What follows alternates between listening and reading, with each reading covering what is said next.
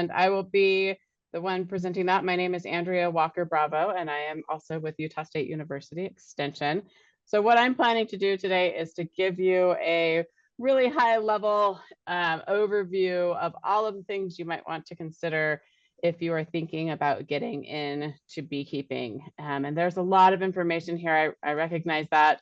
I will share some resources with you, for where to dig in a little bit deeper, but with only 30 minutes, I'm just going to give a lot of information to you really quickly, and we'll dive in as necessary. So by quick way of introduction, again, my name is Andree Walker Bravo.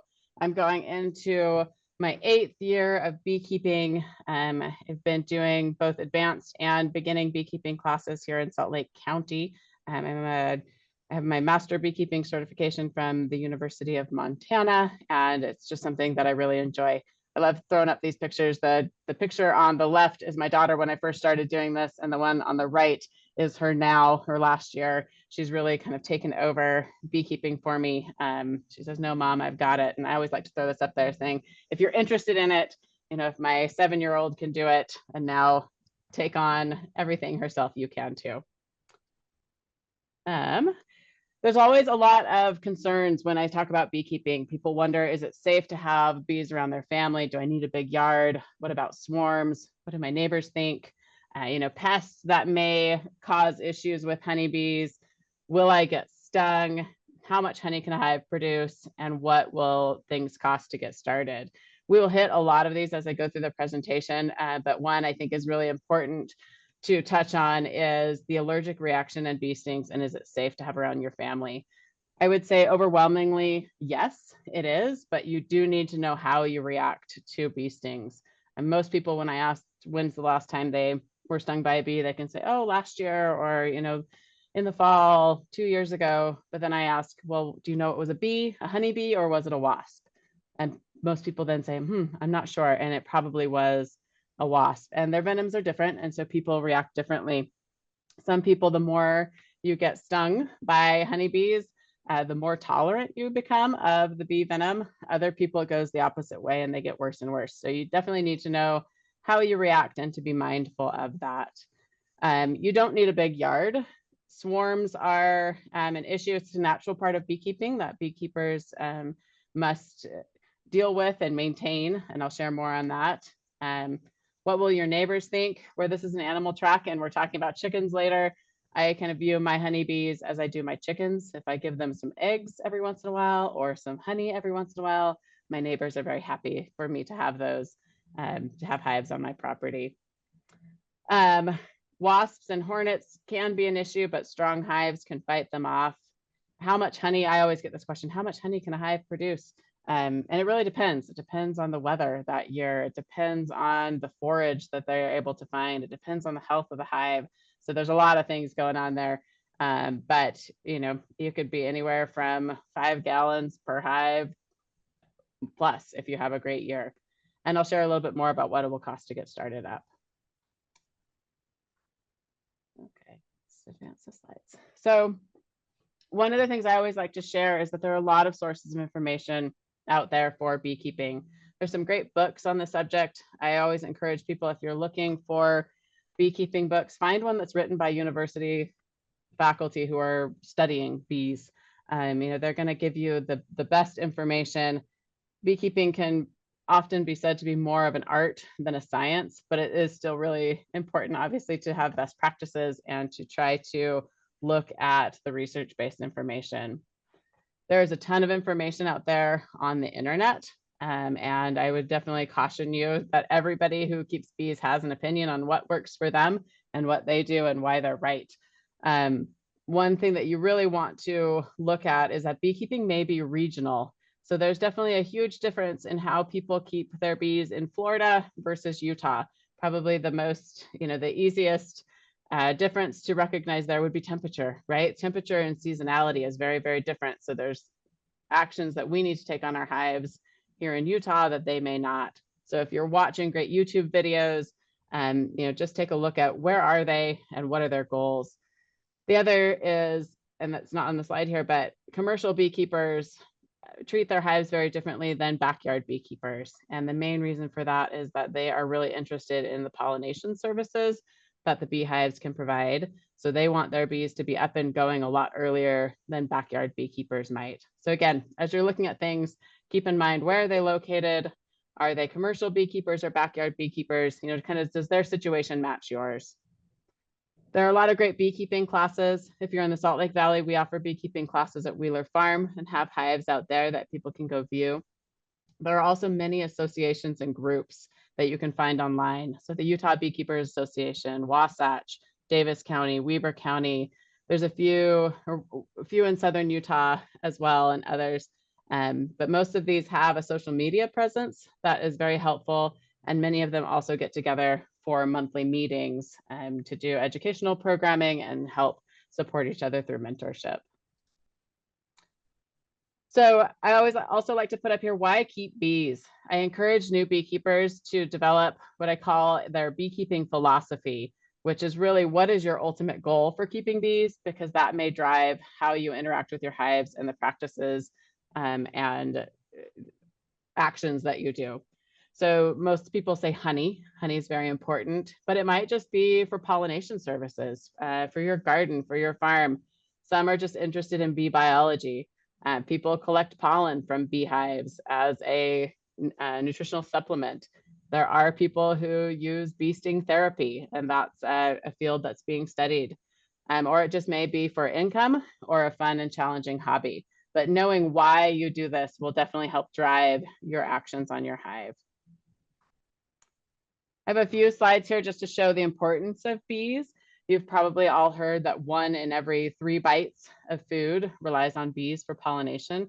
And I will throw out there that this first bullet is not just honeybees. Our native bees are very, very important too.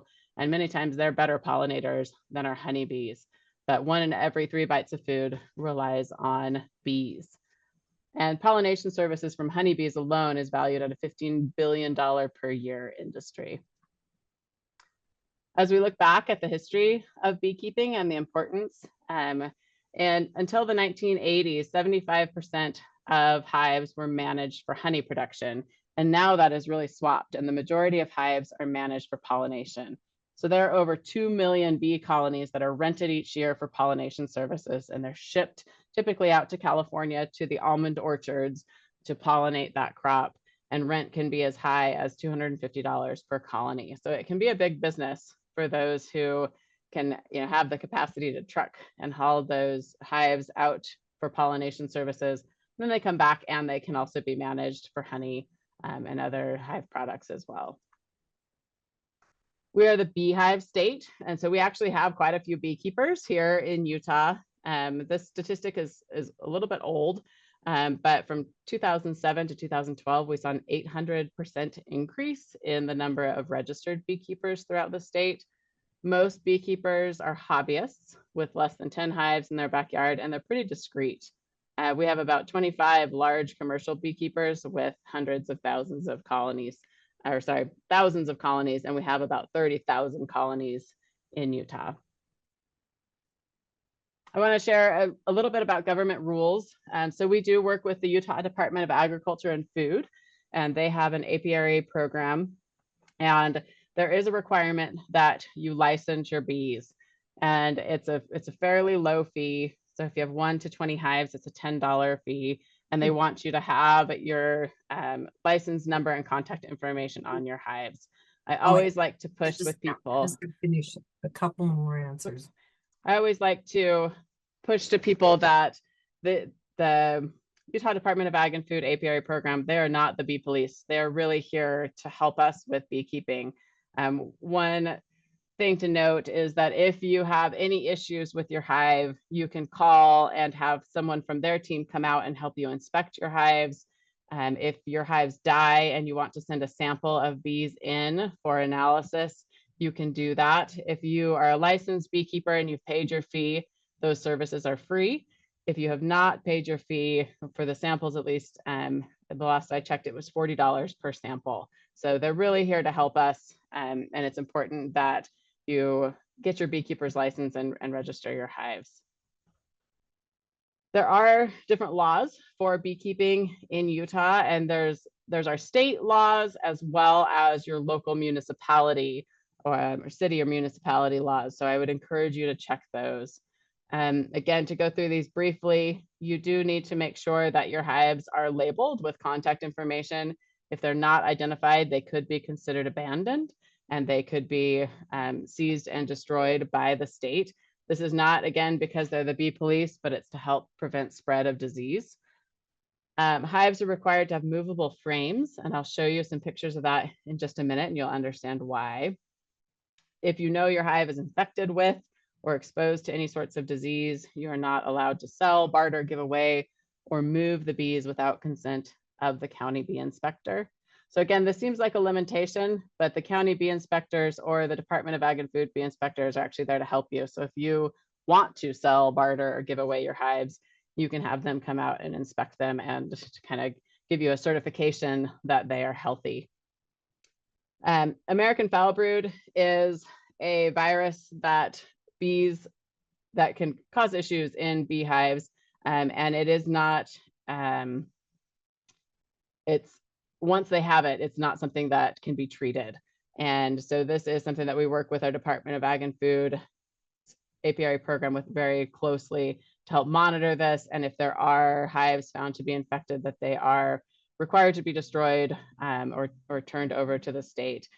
This is one that always scares people off, but there are very, very few cases here in Utah. And much of that is because we do such a good job in monitoring for it and ensuring that our hive populations are healthier. We are also not able to intentionally maintain aggressive stock or unmanageable stock, whether Africanized or European in origin. If you're up here in northern Utah, north of Sevier County, we don't really have any issues with Africanized honeybees. In southern Utah, we do. So depending on where you're located, if you just Google the Utah Department of Ag and Food apiary program, there's actually a whole map and information on where they have found Africanized bees and what you might need to watch out for. And then to sell honey, you must have proper registration and labeling. So a little bit more honeybee history. We have been using honey and hunting for honey for many, many, many years. Back to 6000 BC, we found evidence with this cave art of honey hunting in Africa and Asia. It was really the first source of refined sugar and a highly prized resource for those who were brave enough to climb up the ropes onto cliff face, brave the stinging honeybees to gather the honey. In more recent times, we have used straw skeps, and that's what's in the picture here. You may all recognize these. It's our state symbol and kind of the industrious beehive symbol. These were just straw baskets that really allowed us for the first time to be able to kind of manage the honeybee populations. The beekeeper would get the honeybees into these straw hives, and then they could move them wherever they would like. The challenge with this is that in order to harvest the honey and utilize the resources within, the beekeeper had to destroy these hives and start all over. This image is what it might look like inside one of those skeps. The bees will build these large fans of honeycomb. So these are wax-based fans. That's what I'm calling a fan is the long piece hanging down there. There's 4 fans in those pictures. So inside of those skeps, they would have resources here. And this is what the bees either put eggs and larvae, so they raise their brood and babies in these large fans, and they also store honey and pollen and nectar for use by both the beekeeper and the honeybees themselves. In more modern times, although I'm talking back to 1852, there was a minister in Ohio named Lorenzo Langstroth who developed the Langstroth hive. And this really is kind of the basic hive that is most commonly used today. These are the stacks of white boxes that you might see out in a field, or if you have friends that have bees, this is the most common type of beehive that you'll see. And what Langstroth discovered is that if he left 3/8 of an inch between the removable frames of the beehives, which is the picture, there's a box in the picture on the screen, and the frames are the wooden pieces that are able to lift in and out. He found if you left 3/8 of an inch between those frames, the bees would put their honey in and resources in nice tidy rows that could be pulled in and out. And I'll show you why this is so important, because as you remember, the law dictated that we have to have movable frames. But Langstroth truly is kind of the father of modern day beekeeping. These are just some pictures of if you order equipment that's unassembled, it comes in, you know, just in pallets and boxes, and you're able to screw and nail everything together to make your modern equipment in your Langstroth hive. So here's a picture for you of why that bee space that Lorenzo Langstroth discovered and why, you know, having the movable frames is important. This is a hive that was out of business, and I was able to help go inspect it. There was, what I'm guessing happened, as it was a business, is that someone said, hey, let's have bees, let's be more sustainable. And then that person either left or quit or wasn't there for whatever reason. And what they did in these pictures, what you can see is that the bottom box has the removable frames. And for whatever reason, they put a top box on, but they didn't add any frames to it. And the bees, doing their job, just decided to continue to build honeycomb and add their resources into the box, as they should and as they would. But because they didn't have that 3/8 bee space, the bees built the honeycomb and added their resources in whatever fashion they wanted. So while this is really beautiful and it's amazing, and you can see in the picture on the right, there's actually honey in the honeycomb. As a beekeeper, we can't really do much to inspect this hive. I can't tell if there's a queen there who's laying eggs and brood, if they're healthy. I can't check for any diseases or parasites. So it makes it really challenging to monitor and treat, you know, if there are any issues happening. So this is why the bee space and removable frames are so important. So shifting gears, as a beekeeper, there's a few tools that you need to have. The first is a smoker, and I'll tell you more about that in just a minute. It's a tool that basically puffs cool smoke onto the beehives and helps disrupt their communication. You also need a hive tool, which looks like a mini crowbar that will help you open up your hive. Bees create a substance called propolis that is like a bee glue, and they can stick things together really, really well.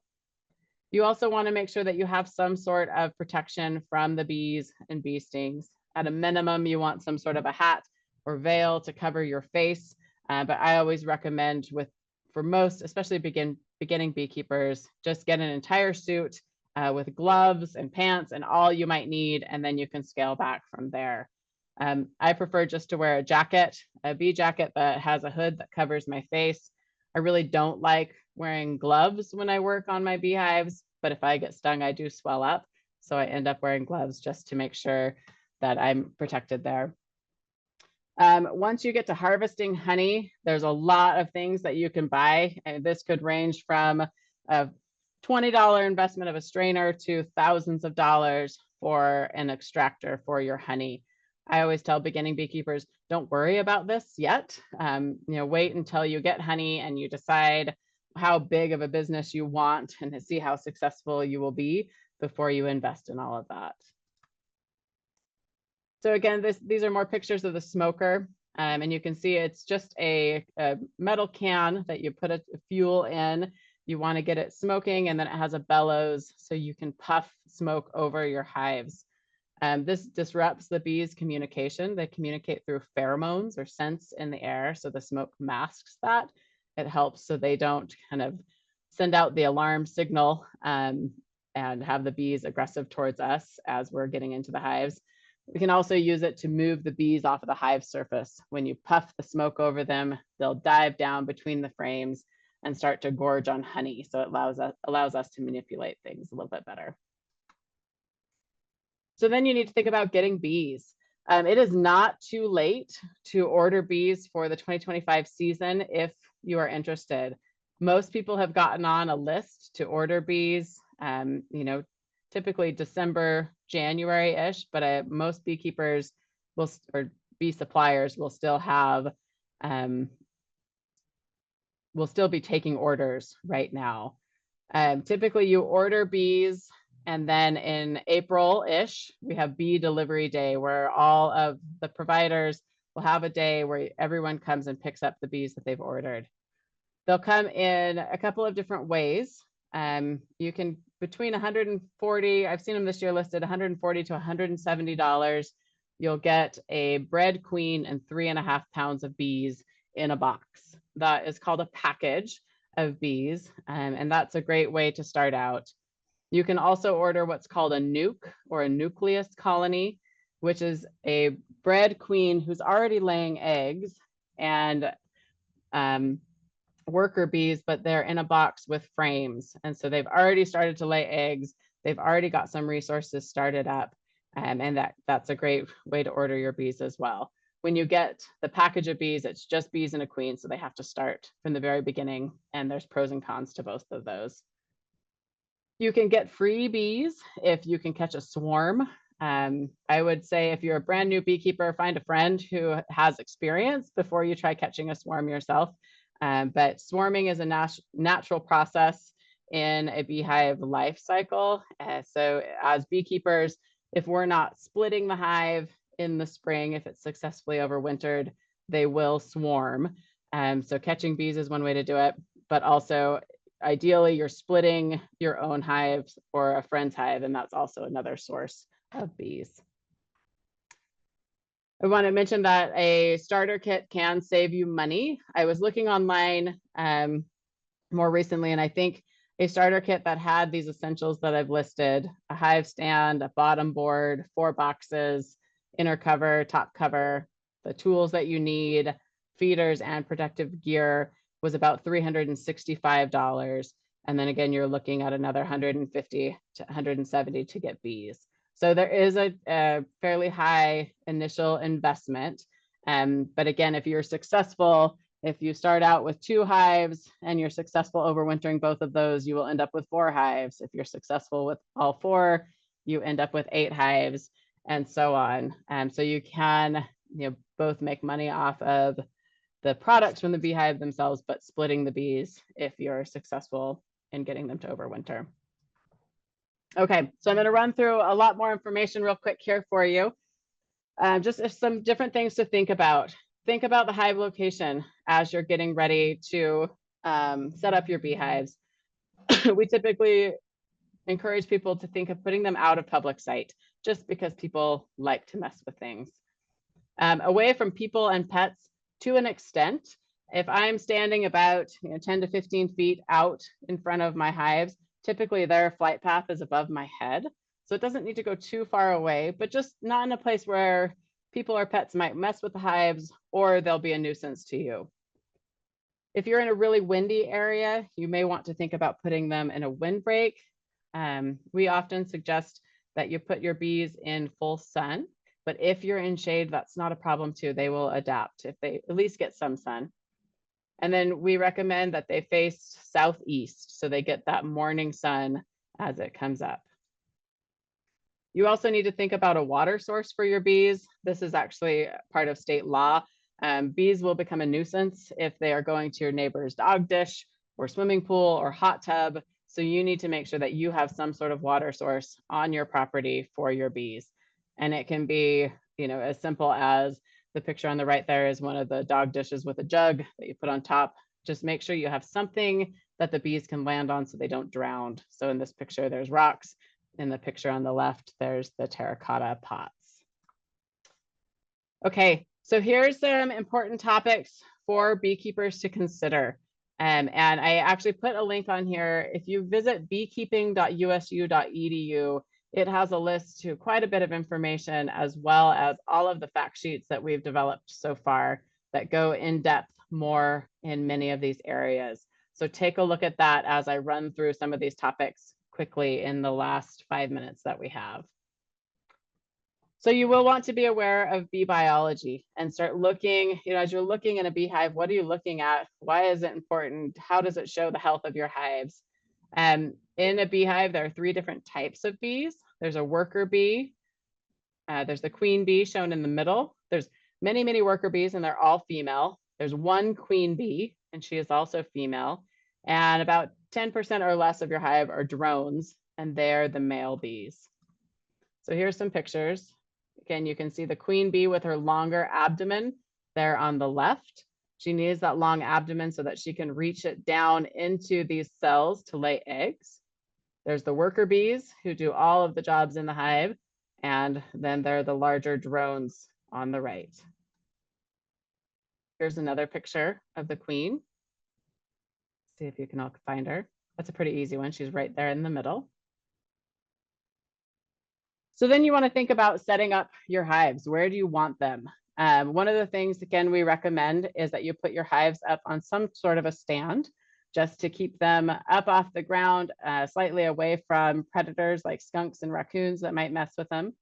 The picture on the left is more of an informational picture. These are migratory hives, meaning they go to pollinate crops. So you can see that they are on pallets ready to be picked up and shipped off.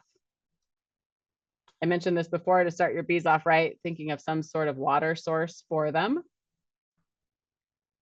We have a full fact sheet on hands-on bee installation. So when I first started keeping bees, I thought, oh my gosh, I'm so nervous that I'm going to take this box of bees shown on the right and I have to somehow get them into the hive. So we have an entire fact sheet that walks you step by step through how to install your hive, what you need to do to check to make sure that the queen is healthy and active and laying. So check out that fact sheet on our website. One of the other most important pieces that I want to get across to new beekeepers is that there is a parasite here in Utah called the varroa mite, and it is probably the number one, not probably, it is the number one reason that hives fail, both in Utah and around the country. And the varroa mite is present in virtually every hive. So if you are a beekeeper, you are also a varroa mite manager.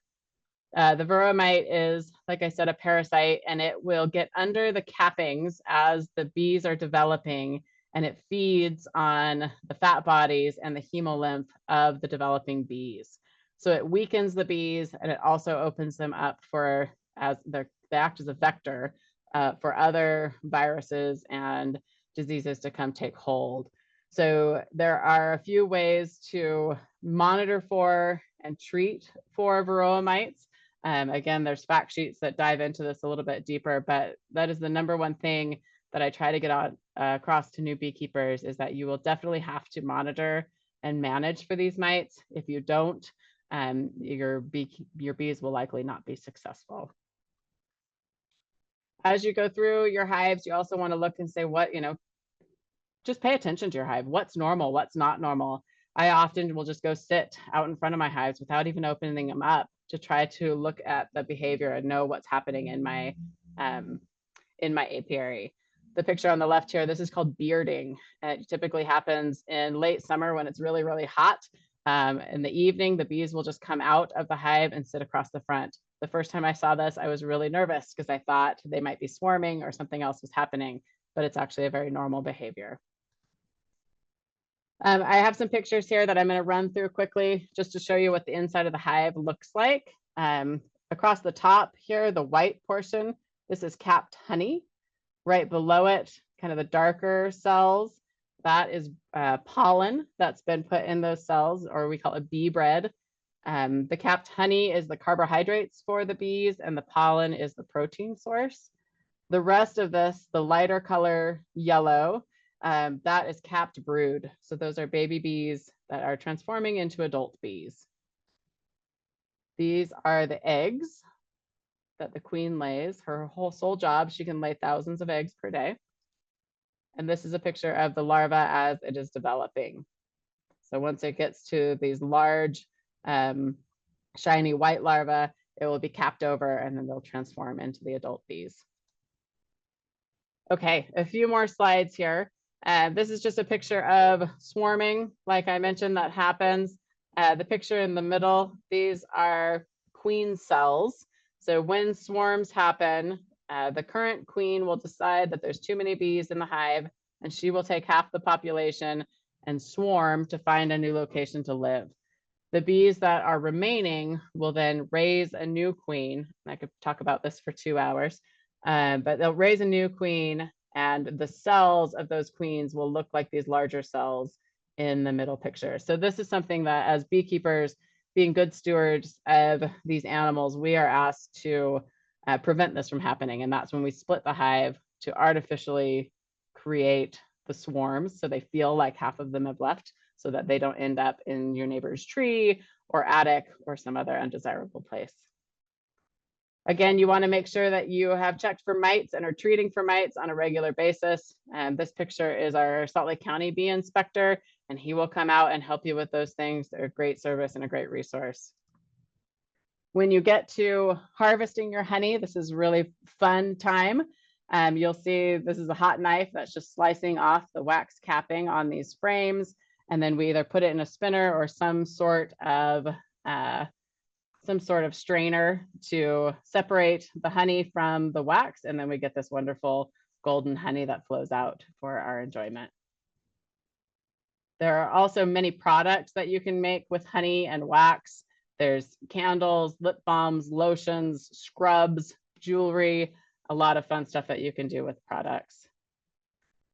You do want to make sure that you're prepping your hives for winter when you get to that point, providing insulation and extra food, making sure that they have what they need as they go into winter so that they can successfully survive and then thrive again the next spring.